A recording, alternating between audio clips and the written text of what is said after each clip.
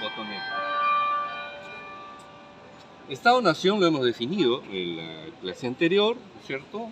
Era pues una forma de consolidación de la república, consolidación de las fronteras, es decir, de un territorio, consolidación de un grupo humano que se siente parte de, ¿cierto?, de una misma cultura, ¿no? Ese era el Estado-nación y por lo tanto la consolidación de la república pasaba por conformar los Estados-nación.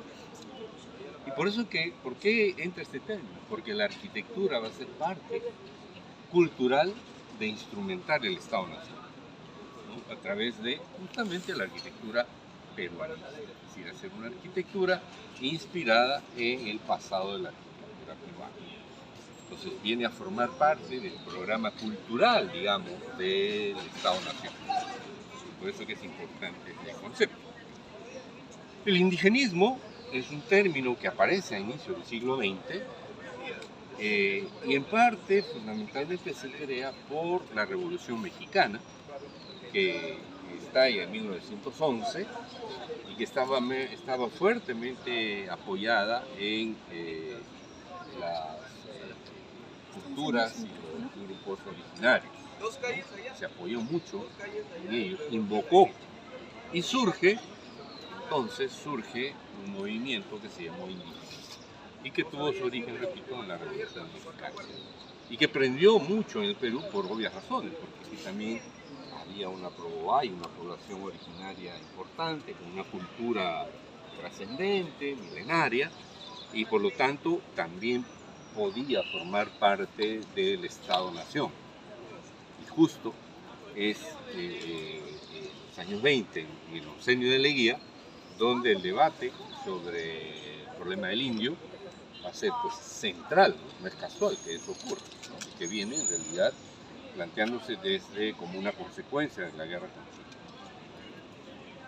Mestizaje es un término que se deriva de esta reivindicación de la población originaria y surge el concepto de mestizaje porque se habla de que, bueno, si bien es cierto, existe una población originaria, también existe un mestizaje, es decir, derivado de la fusión entre esta población originaria y los europeos o españoles. Entonces, el mestizaje aparece también, un concepto que aparece y que vamos a ver se maneja bastante para justificar o para dar una importancia y una prioridad al movimiento neocolonial, ¿no?, en tanto expresión de ese mestizaje, ¿no? La neocolonial, entonces, es aquella que se remite a la arquitectura del virreinato, invocando su identidad a partir del mestizaje. Arquitectura peruanista es un término que surge en 1944, inadvertidamente, en un artículo que escribe Héctor Velarde, donde dice, el título es El peruanismo en la arquitectura peruana. Y describe, ¿cierto?, la arquitectura que se está haciendo, habla del neoperuano, que ahora llamamos neoperuano, el neocolonial, ¿no? Entonces a todo eso le llama peruanismo, en el 44. Más tarde, ya en los años 70, Augusto Ortiz Ceballos, tesis de bachillerato en la facultad y más tarde en artículos que escribe, él habla ya de arquitectura peruanista. ¿Por qué? Porque a veces, generalizando, se hablaba de arquitectura neocolonial para generalizar, pero en realidad existió mucho más que arquitectura neocolonial. Entonces la arquitectura peruanista reúne, y por eso que los términos que están ahí, se habla de revival, survival, ¿no? El revival viene a ser el movimiento de recuperación o de remisión a las arquitecturas del pasado. Revivir, por eso es revival, revivir las arquitecturas del pasado. En cambio, survival quiere decir el retomar o tomar como referencia de las arquitecturas vernáculas, es decir, que todavía existen, que son vigentes, ¿no?, que tienen historia, que son tradición, pero que siguen vigentes. Esa es la diferencia entre revival y survival. Desde ese punto de vista, el neocolonial, ¿qué sería? A ver, de acuerdo a ese concepto, ¿sería survival o revival? Revival. Revival, ¿de acuerdo? Survival sería el estilo andino, ¿no? El estilo andino es el estilo que se inspira en la arquitectura de la sierra, ¿no? Muy uniforme, de adobe, con techos inclinados en teja, para climatizar. Esa sería entonces, el estilo andino sería una expresión del survival. Ahora, sí. Elementos nomás, los techos en tejas y muros. Sí, una arquitectura bastante modesta, desprovista de orden, todo porque es arquitectura vernácula, ¿no? Basada principalmente en la tradición, en los materiales de la región, en las tecnologías tradicionales, ¿no? Y por cierto, pues una composición también alejada totalmente de los conceptos académicos, de simetría, ¿no? Una arquitectura más narrativa, como podemos decir, más pintoresca. El otro concepto, bueno, entonces, en los revival estaría los historicismos. Historicismo puede ser el neocolonial, sería un historicismo. Se dice, se habla de neoprehispánico, no me gusta a mí usar ese término, pero bueno, lo usaremos para referirnos a aquellas obras que se inspiran en la arquitectura anterior a la llegada de los españoles, ¿no? Ese sería otro historicismo.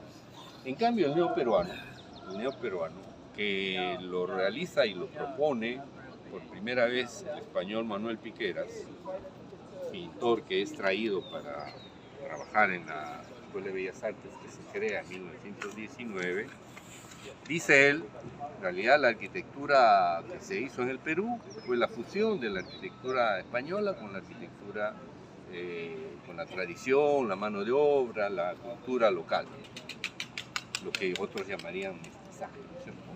Pero él llama a eso, dice, bueno, hagamos una arquitectura del presente neoperuana, que sea la fusión de la arquitectura de los orígenes con la arquitectura virreina. Eso sería el neoperuano, ¿no? El primer edificio neoperuano que lo hace precisamente Manuel Piqueras es la fachada de la Escuela de Bellas Artes, justo la institución a la que él es llamado para trabajar. Y luego, la más célebre va a ser el pabellón peruano en la exposición de Sevilla de 1929, también obra de Manuel Piqueras. Y es a la postre la arquitectura peronista que desde mi punto de vista más se desarrolló, fue la más pertinente, la más lograda incluso que el neocolonial, por arquitectos como Seoane, como el propio Jarterré, como Augusto Benavides, ¿no? Alejandro Alba, ¿no? Quienes hacen arquitectura neoperuana moderna, ¿no? Arquitectura neoperuana moderna. Entonces, por un lado tendríamos historicismo neocolonial, neoprehispánico en general, y en cambio el neoperuano ya no sería historicismo, sería eclecticismo, ¿no? Porque estaría sintetizando, utilizando simultáneamente la arquitectura virreinaria y la arquitectura originaria. Luego a esas se va a sumar la arquitectura moderna, ya cuando entramos en los años mediados los 30, los 40, se incluye dentro de esos eclecticismos la arquitectura moderna. Entonces sería todavía más ecléctica, porque sería moderna, colonial y originaria. Entonces, de esa fusión, que sería el neoperuano moderno, sería una expresión ecléctica. Y la única manifestación del survival sería el estilo andino, ¿no? El estilo andino, que surge a fines de los años 30, generalmente realizado fuera de la ciudad de fundación, generalmente en los suburbios o en los barrios estacionales hacia Chosica, ¿no? Que eran los escenarios para la arquitectura pintoresca, el estilo característico del andino, ¿no? Eso entonces en relación a la arquitectura peruanista. La primera obra peruanista cronológica sería la Casa Fari, que hace en 1911 Rafael Marquina, la casa para su hermano en Chosica. Rafael Marquina, de quien ya hemos hablado, que ahora estamos viendo el edificio que proyectó, hizo esa casa para su hermano, como dijimos, había sido formado. ¿Dónde se había formado Marquina?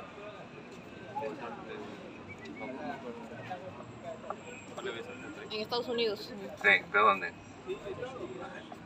Cornell, en Cornell, ¿cierto? Y decíamos, a ver qué, aparte de eso, anécdota, ¿qué era lo interesante que había ocurrido en Cornell? Si no me equivoco, O en Estados Unidos en esa época, ¿qué había pasado con la arquitectura? Estaban tratando de fusionar con el estilo mexicano. Claro, ¿no? Dijimos que la apropiación que Estados Unidos había hecho de los territorios mexicanos y la compra de algunos otros, lo quería ratificar con una cultura, una política cultural, y se apropió de los estilos, de las arquitecturas que había en esos lugares. Y de ahí proyecta el estilo californiano. Entonces, esta obra que hace Rafael Marquina para su hermano sería más una obra de tipo californiano. Claro que para el lugar, para Chosica, él hace con techos inclinados, con tejas, ¿no? Podría decir que podría tener sentido, pero en realidad, cuando uno lo analiza fríamente, Marquina venía de esa experiencia y no sería raro de que le pareció, si bien es cierto, querer hacer arquitectura peruana porque pone un balcón y todo, pero el único referente que tenía era lo que él había visto que se hacía en Estados Unidos, ¿no? como el Colonial Style o el Californian Style. Entonces, en intención sería la primera obra neocolonial, pero en la realidad, desde el punto de vista disciplinar, estuvo inspirado en las experiencias norteamericanas. Es más, el balcón, cuando uno analiza el balcón, es un balcón de cajón, sí, pero no es de estilo limeño. Porque los estilos hispanos, que también se estaban difundiendo bastante, en España también había todo un debate sobre el mestizaje y tal, entonces se difundió mucho el estilo hispano. Entonces habían libros, y seguramente de esos libros extrajo Marquina el tema del balcón. ¿Por qué? Porque no había todavía estudios de historia de la arquitectura virreinal, todavía no habían. Entonces los proyectistas no tenían de dónde sacar. Por eso es que es importante este proyecto de Malakowski, que vamos a ver más adelante. Las obras entonces del neocolonial son de la segunda década, ¿no? Del 11 hasta el 20 aproximadamente, son las primeras obras hechas fundamentalmente por Marquina, por Claudio Saut, el francés, quien hace neomorisco, neohispano, más que neocolonial, pero digamos, todas estas con la intención de querer hacer arquitectura vinculada al pasado virreinal. Esto ya empieza a cambiar en la siguiente década, los años 20, sobre todo con esta obra, ¿no? Con la que vamos a ver más adelante, y cuando ya se va a empezar a hacer un discurso del por qué hacer arquitectura inspirada en mí. También sobre arquitectura originaria también hubieron algunas experiencias en menor número. La más notable sería la del actual Museo de la Cultura Peruana, que está en la avenida Alfonso Ugarte, también de Malakowski.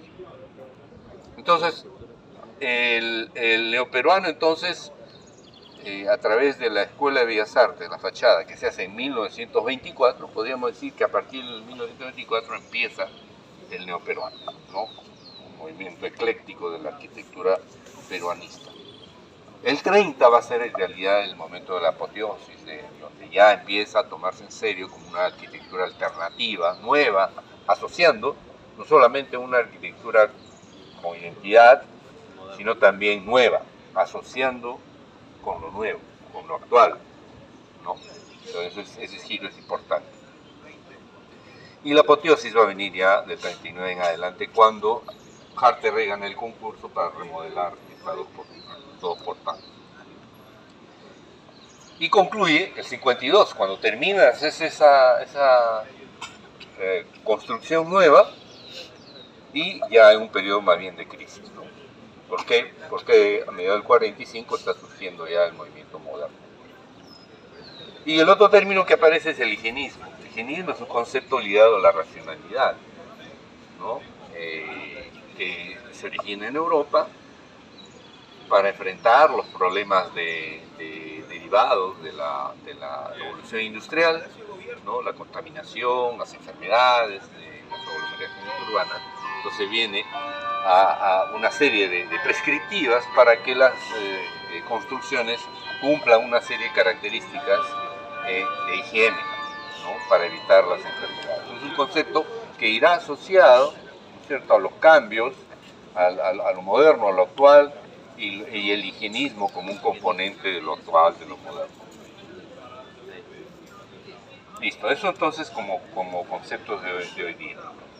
La cronología básica, telón de fondo de lo que vamos a ver en cuanto a la transformación por embellecimiento de la plaza y el propio Palacio Arzobispal va a ser el centenario, la celebración del centenario de la independencia, algo que empieza a planearse desde 1906 y se prolonga hasta 1924 con un conjunto de obras.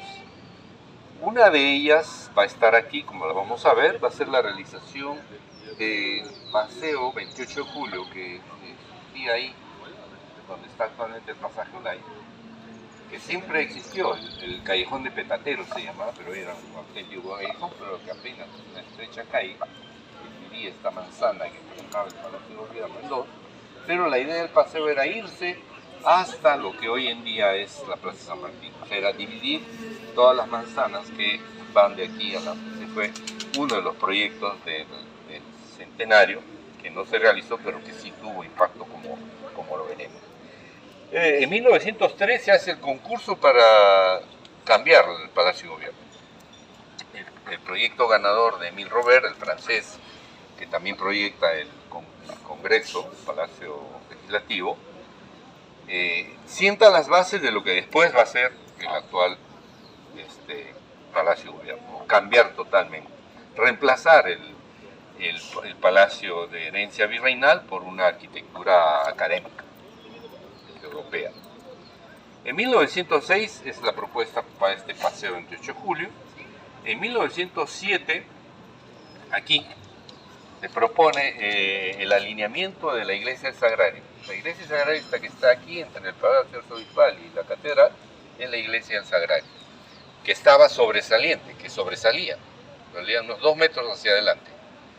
Entonces, ese criterio de embellecimiento, ¿no? Ese es un típico criterio de embellecimiento, es regularizar, nivelar, homogeneizar, ¿no? Es uno de los criterios de embellecimiento. Esa fue una propuesta que se hace en 1907. Si se mutila, se le cambia de fachada, no es la que tiene ahora, la que tiene ahora es de 1942, que la hace Carteret, recuperando la fachada que había sido demolida cuando en 1907 se hace el alineamiento. Luego tenemos en 1916 se hace el concurso para el Palacio Arzobispal. El Palacio Arzobispal que existía ahí estaba en ruinas y como parte de las obras del centenario se programa la realización del Palacio Arzobispal donado por el gobierno peruano al Vaticano, ¿no? Y por eso que es importante ahí tanto Manuel Pardo, presidente, quien era entonces en 1916, y luego Leguía, quien se encarga de financiar la obra. Es decir, entre el concurso en 1916 y la obra 1924 son 8 años que demora la gesta, la realización del palacio.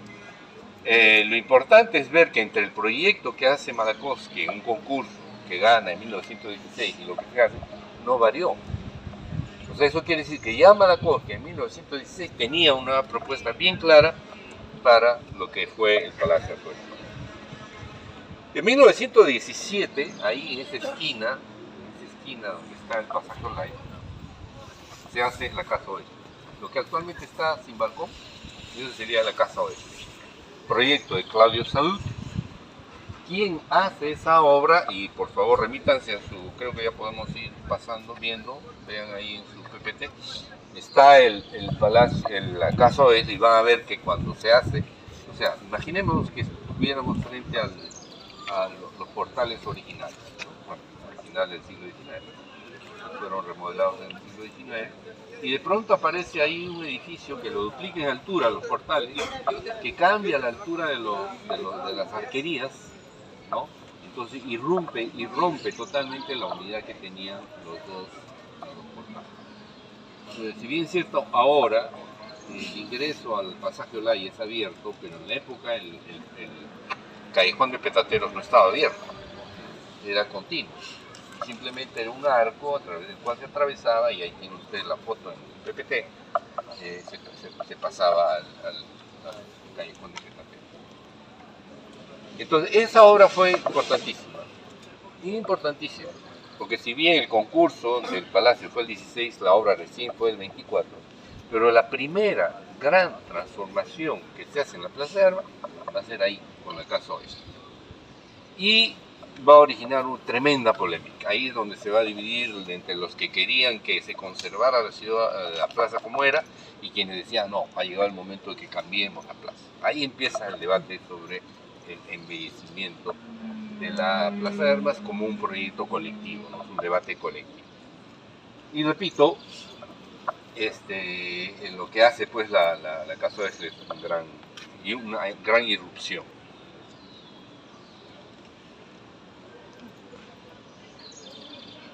Luego se hace en 1935, en 1921 se incendia el Palacio de Gobierno. Justo a un mes de celebrar el centenario, es decir, en julio, a inicios de julio, se incendia el Palacio de Gobierno. Y 2 años después se incendia la municipalidad. 2 incendios en la Plaza de Armas. Yo sospecho de que eso fue intencional, pero no hay cómo demostrarlo. Lo cierto es que esos 2 ya decretan como que convencer a quienes estaban dudando de que lo que había que hacer era renovar la Plaza de Armas. Pero hay que mencionar de que lo que va a ocurrir, que mientras unos están pensando en los cambios acá en la Plaza de Armas, otros están pensando en la Plaza San Martín, ¿no? Se sabía que iba a haber un monumento a San Martín, pero no se sabía dónde ponerlo. Se sabía de que este paseo iba a llegar no a una plaza, una especie de atrio. Era un atrio donde iban a haber equipamientos. Iba a estar el Teatro Nacional, iba a estar el Gran Hotel de la ciudad, iba a estar la Basílica de Santa Rosa. O sea, ese iba a ser un destino que iba a competir con esto. Y ahí viene el debate. Uno decía, no, la Plaza de Armas debe continuar manteniendo su significado. Debe ser el significado que represente al Estado-Nación, ¿no? Y que represente todo el pasado. Virreinal, se entiende. Los que decían, no, el Perú tiene que ser moderno, debemos dar testimonio en la República, no del virreinato, en la República. Pugna entre la oligarquía y la burguesía comercial, ¿no? Tan es así que cuando se incendia la municipalidad venden inmediatamente el terreno, porque para que la municipalidad también se mude allá. Para que vean hasta qué punto, por eso a mí me parece intencional el incendio de la municipalidad. ¿Y cómo fue que respaldaba la creación del nuevo símbolo, o sea, que iba a ser la Plaza San Martín? Sí, pero todavía no se sabía que iba a ser la Plaza San Martín. En el 18 recién se define el tamaño de la traza de la Plaza San Martín y que la escultura, que ya estaba lista en 1910, recién dice, que ya ahora sí, allá va a ir. Porque hasta ese momento no se sabía dónde iba a estar, sí. profesor, ¿y cómo es que la municipalidad vuelve entonces acá? Buena pregunta. Se forma un grupo que se llamó los Amigos de Lima. Ay, sí. Los Amigos de Lima. Así como hay amigos ahora de Lima, pero que, bueno, se formó. ¿Quiénes estaban? Estaba José de la Ribagüero, estaba Teófilo Castillo, pintor, estaba Jarterré, estaba Pedro Benvenuto y Murreta, tradicionalista, o sea, gente amante de la Lima virreinal. Eran los conservadores, digamos. Y entonces hacen campañas, ¿no? Y logran entonces que la municipalidad regrese, ¿no? Al final, entre quién salió ganador, y hay testimonios interesantes, ¿no? El propio Malachowski en su memoria, en su autobiografía, escribe eso y dice, ¿no? Fulanito me pidió tal cosa y quería esto y el otro.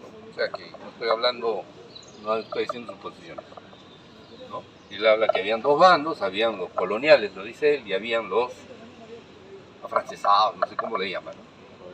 Entonces él tenía que trabajar para unos y para otros. Y si yo tenía que trabajar para unos y otros, tenía que balancearme de un lado para otro, ¿no? Y entonces fue un campo de batalla, ¿no? Entonces, el urbanismo, el diseño urbano, la arquitectura como representación de las élites en el poder. Y por eso estamos hablando del tema del Estado-Nación, porque todo eso formó parte del proceso de consolidación del Estado-Nación. Porque el Estado-Nación es definirse quién eres. Es decir, mientras los tradicionalistas decían el Perú es básicamente España y la herencia virreinal y somos, que el lenguaje, la religión, la típica, ¿no? Que si no, no seríamos nada, ya.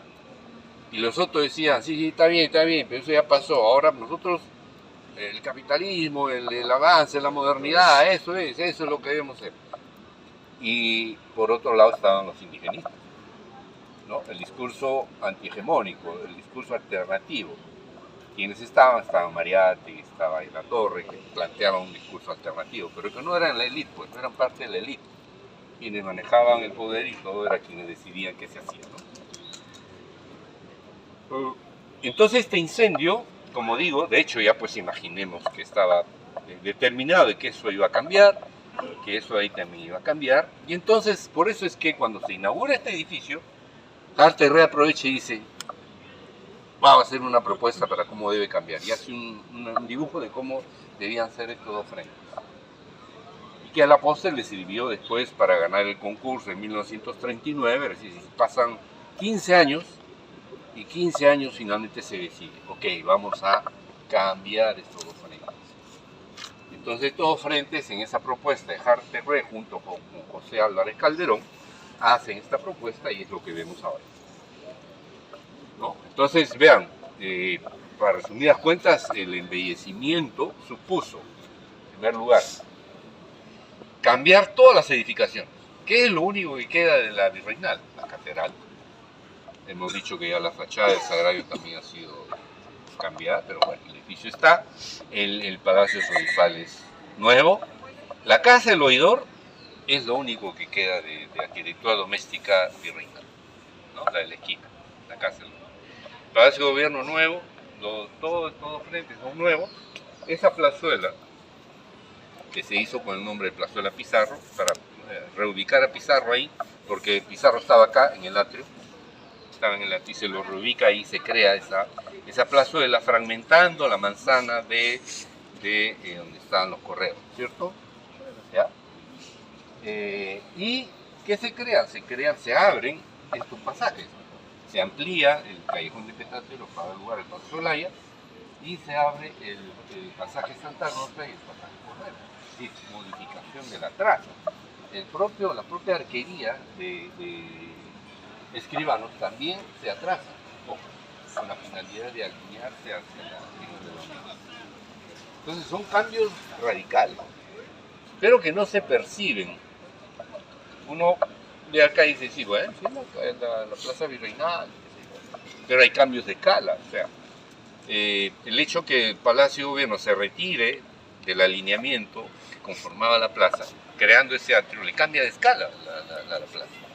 A pesar que la altura no la altera tanto, pero le cambia escala porque amplía visualmente la plaza, ¿no? También, por cierto, los portales también le cambian de escala, duplican la altura, abren estos dos pasajes, ¿no? Entonces son cambios radicales.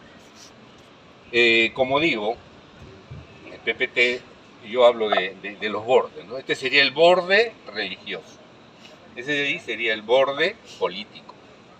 Y estos dos de aquí serían los bordes laicos civiles. Esos son los componentes finales que llegan luego del embellecimiento donde todo este frente es religioso, que era dominante precedentemente, pasa a un segundo plano. Y van a ser los dos portales los que van a ser dominantes, ¿no?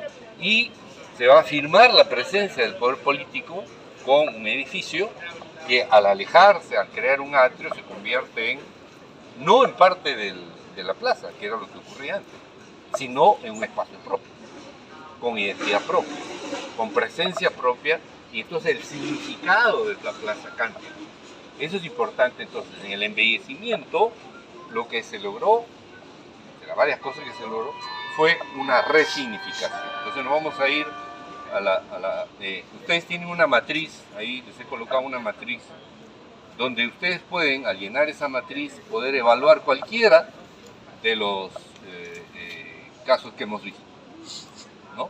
Ahí están las variables y pueden llenar cuáles son los cambios que se han producido y pueden observar y diagnosticar, ¿no?, cómo son esos cambios. En la síntesis yo digo, ¿no?, contra las apariencias, la Plaza de Armas ha sido casi completamente renovada.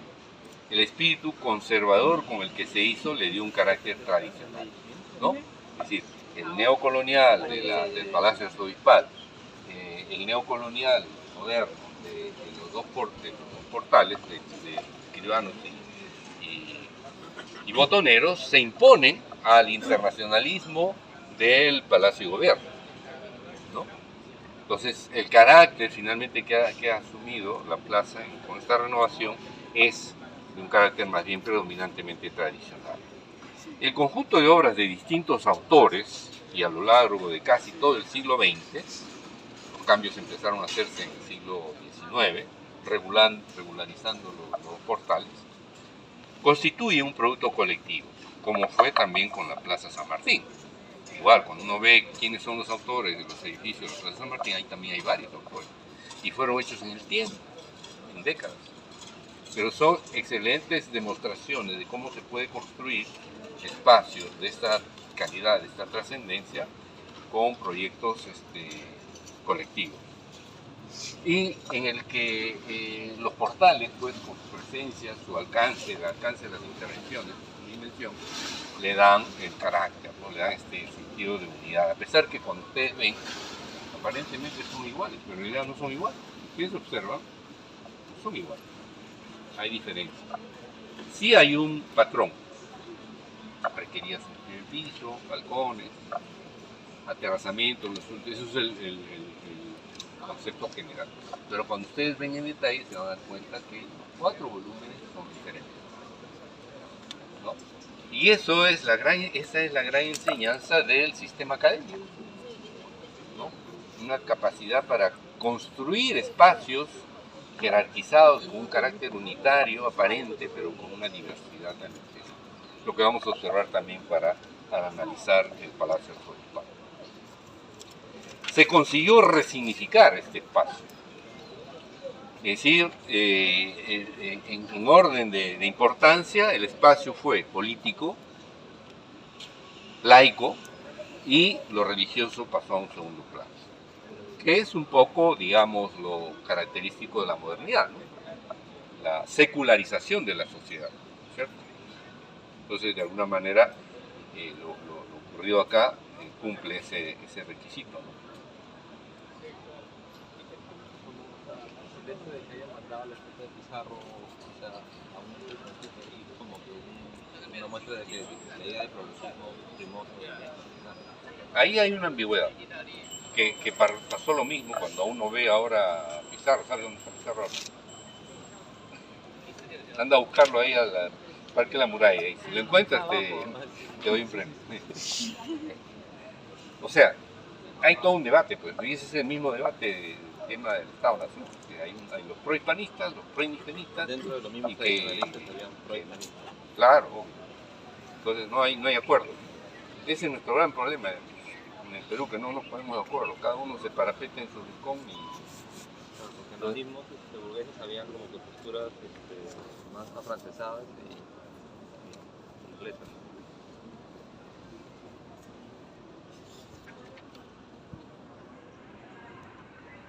Entonces se consiguió resignificar el espacio político, en especial laico y religioso simultáneamente, pero en segundo nivel. El cambio de escala y el carácter de los edificios, este carácter de aire tradicional, contribuyeron a darle ese sentido de unidad y de carácter aparentemente homogéneo.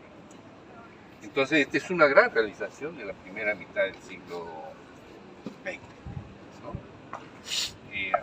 Que demuestra y nos nosotros no nos damos cuenta, porque no somos parte, no nos damos cuenta, pero somos una sociedad y una cultura conservadora, no en el sentido de negativo, conservadora en el sentido de mantener ciertas tradiciones, lo cual es bueno, dentro de ciertos límites, obviamente, ¿no? Hay cosas que hay que cambiar y hay cosas que sí conviene mantener. Y esta es una clara demostración de ese sentido conservador. Cuando uno compara, y quienes tengan ahora ya designado, quienes van a estar en la Plaza San Martín, tengan en cuenta este telón de fondo. Porque obviamente comparen lo que se hizo en la Plaza San Martín, lo que se logró, el resultado, y lo compárenlo con lo que hemos hablado aquí, ¿no? ¿Preguntas? El PPT está tremendamente ilustrado, hay abundante información documental para que ustedes vean en detalle lo que les he señalado, y espero que quede claro entonces el tema del embellecimiento, ¿no? Son pocos los casos de embellecimiento en Lima, ¿no? Este probablemente sea el único, ¿sí?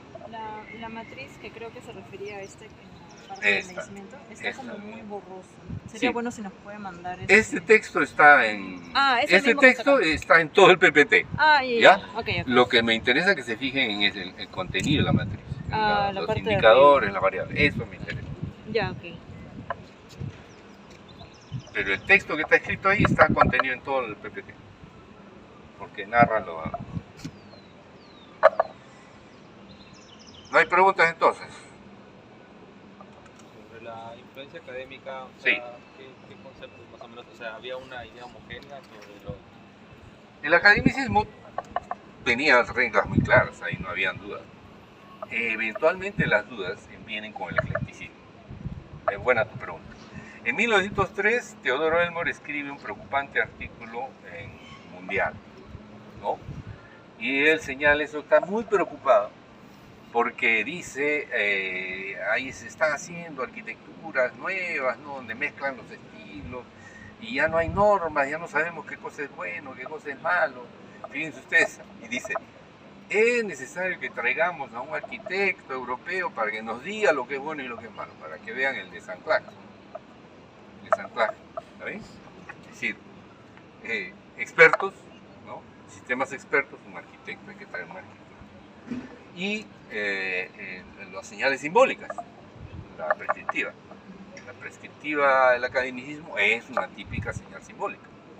Entonces, tenemos que traer a los que saben para que nos digan qué es lo que tenemos que hacer. Y lo traen Mallakovsky, ¿no? O sea, está clarísimo. O sea, Mallakovsky expresa el desanclaje así, de manera nítida, ¿no? Nítida.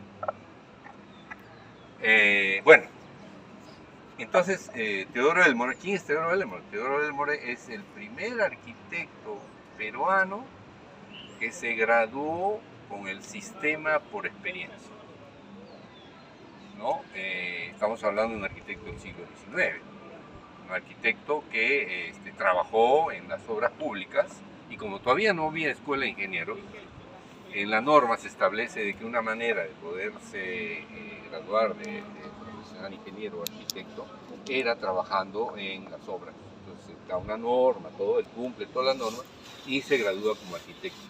Tan bueno fue que fue el autor del primer tratado de arquitectura que se hizo en el siglo XIX, ¿no? Lecciones de arquitectura, ¿no? El tratado que en varios tomos, donde lo que hizo fue, digamos, difundir los tratados europeos, franceses principalmente, la versión peruana, digamos, de los tratados, ¿no? Bueno, él entonces es alguien que sabía, no era alguien improvisado. Tú estás preocupado porque se están burlando de esas normas. ¿Producto de qué? Del eclecticismo. El eclecticismo, al mezclar los estilos, pone pues en serios riesgos el tema de las proporciones, por ejemplo. Mientras que el estilo clásico se regía tremendamente por las proporciones, el gótico tenía otras proporciones, que no eran las armónicas, entonces eso traía conflictos. Y él dice, y claro, no era el único preocupado, todo el mundo estaba preocupado por lo que estaba ocurriendo. En la práctica lo que estaba haciendo, como hemos dicho, el eclecticismo lo que hace es dinamitar las bases del academicismo, en la Eso es lo que ocurrió, ¿no? Entonces, si alguna discrepancia hubo por ese lado, ¿no? Por ese lado. La disolución del sistema académico producto del eclecticismo. ¿Otra pregunta? Tenías cara de duda. Ok, entonces vámonos para allá. Bueno, ¿quién sabe? A ver, voy a dar la pregunta aquí a ustedes. Les decía yo que son diferentes, ¿no? Decían que ustedes observan. Por ejemplo, a ver, descríbeme la fachada. Ya deben ser expertos en una fachada. A ver, de la municipalidad, ¿cómo escribiría? ¿Cuántos cuerpos tiene? ¿Cuántas partes? ¿Qué principios? Sí, es estratificada porque tiene, porque dos planos y tres planos de fachada, después 3 cuerpos, balcones de cajón. ¿Tres cuerpos? ¿Cuáles son 3 cuerpos? No sé. La primera planta, el otro de... ¿Pero qué hay en la primera planta? ¿Perdón? ¿Cuál es la característica de la primera planta? Los portales que... Arquerías. Arquerías. Ya, pero tú podrías hablar de cuerpos. ¿Vamos a hablar de cuerpos ahí? No, porque ya es una arquitectura ya no es antigua, ya no es clásica, ¿no? No, pero no me refiero en ese sentido. ¿Qué es lo que delimita los cuerpos? ¿Cómo se delimitan los cuerpos? Un volumen. ¿Ah? O sea, si fuera como... ¿Columnas? ¿Mm? ¿Ah? Claro, no hay elementos horizontales. Es muro limpio. O sea, con las cornisas tú puedes, o un almohadillado al primer piso, y luego cambia. Ahí con eso delimitas cuerpos. Pero aquí en realidad no hay cuerpos, hay un solo cuerpo y el remate, y bueno, el volumen retrasado atrás. Es un solo cuerpo. Eventualmente la arquería, por la diferencia, ¿no? La geometría podría meter ya, pero no está delimitado. En general aquí, a la manera de la arquitectura virreinal que hemos visto en Torre Carga, acá lo que predomina es el muro. Acá la partición horizontal no se da, solamente en el remate. ¿No? Ya. Eso a nivel horizontal. Verticalmente, ¿cómo está organizado? ¿Mm? ¿Cuántas partes tiene verticalmente? 3 partes. ¿Cómo es? Cuando tiene 3 partes, ¿cómo se llama? Tripartita. Tripartita. Entonces, así, como arquitectos tienen que hablar. La municipalidad tiene un solo cuerpo y remate y está organizado tripartita. Tiene organización tripartita. ¿Qué hay en la parte central? ¿Cómo se llama lo que está encima de la arquería? Loya. Loya. ¿Ok? Entonces, sobre la arquería y marcando el eje central, una loya. Y el remate, levantando, ¿no es cierto?, ese perfil mixtilíneo, levanta un poco el remate y conforma entonces el eje central. Tiene un eje central, ¿y cuántos laterales? 2, no sé, está ahí el esquema tripartito. Y haciendo eje a los ejes laterales, ¿qué hace eje? Balcón. Los balcones, ¿no? Con su respectivo remate. ¿No? Ese es el orden académico. Una fachada ordenada, donde hay jerarquías, eje principal, eje secundario, simetría bilateral, ¿no? Lo que está a un lado es igual al otro, simetría bilateral, porque hay distintas simetrías, simetría especular, simetría parcial, simetría asimétrica, en fin, pero acá estamos en una simetría bilateral.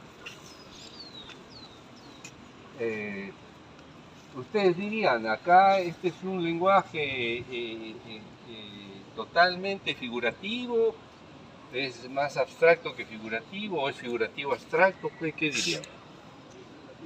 ¿Ah? Figurativo, ¿predomina lo figurativo, dirían ustedes?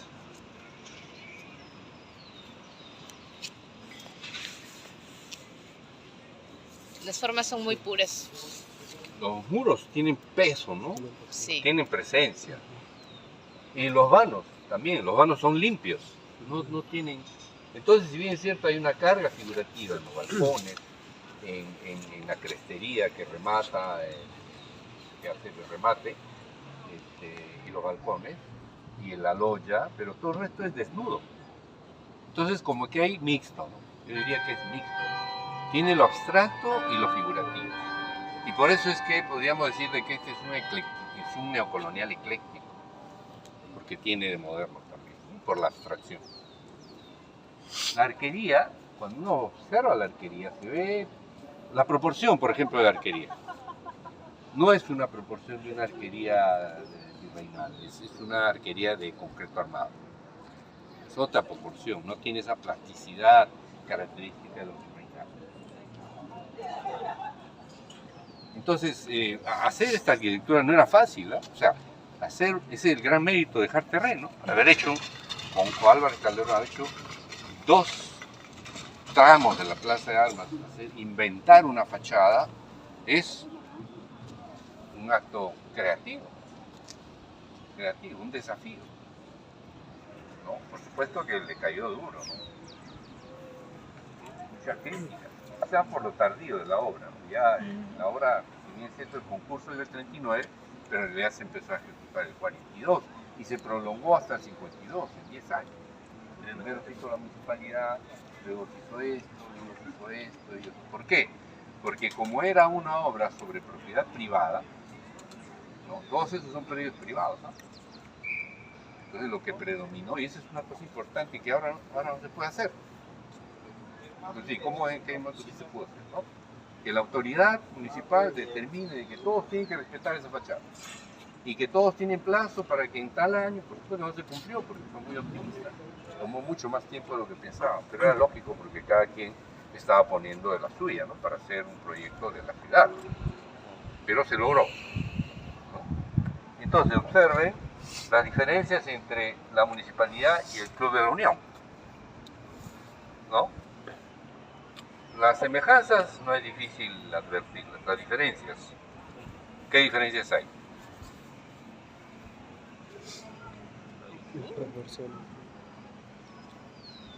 Esta pregunta lo que para empezar. A ver. Sí.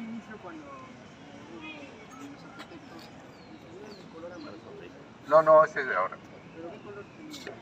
Buena pregunta, no sé. Buena pregunta. Y encima con las fotos en blanco y negro. No. Sí tenía color, ¿ah? Sí tenía color, no era cuarto. De repente si se acercan, después van a ver las calas. Claro, hay calas, sí. La Plaza San Martín sí tenía cuarzo, ¿no? Como pero la Plaza Armas no. La Plaza Armas sí tuvo color. Ok. La arquería de la parte de primer piso, para empezar, no tiene un ancho constante. O sea, las columnas, o sea, se notan mucho más. ¿Cuáles son las que son diferentes? Ya. Por ejemplo, también es una fachada tripartita y si se dan cuenta, al medio, en los límites del bloque central, si se dan cuenta, son más gruesos las columnas. Pero yo también.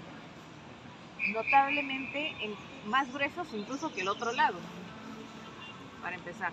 Lo que le da, no sé por qué, pero debe haber un límite que le da más peso a esta fachada. Se nota más pesada. Aparte también el hecho de que no haya una loya también le da mucho más peso. Claro. El remate también es diferente. Sí, los remates son diferentes.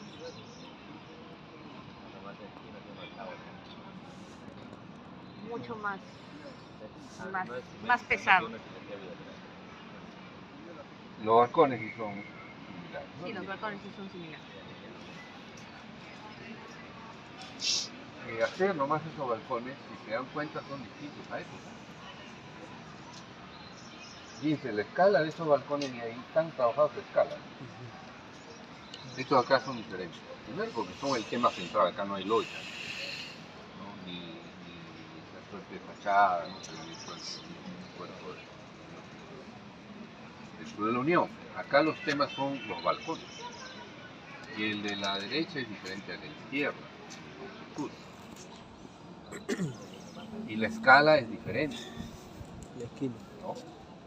Entonces, esos conceptos de escala, proporción, jerarquía, orden, entonces esto forma parte del lenguaje académico, que es muy útil, y lo manejamos muy bien.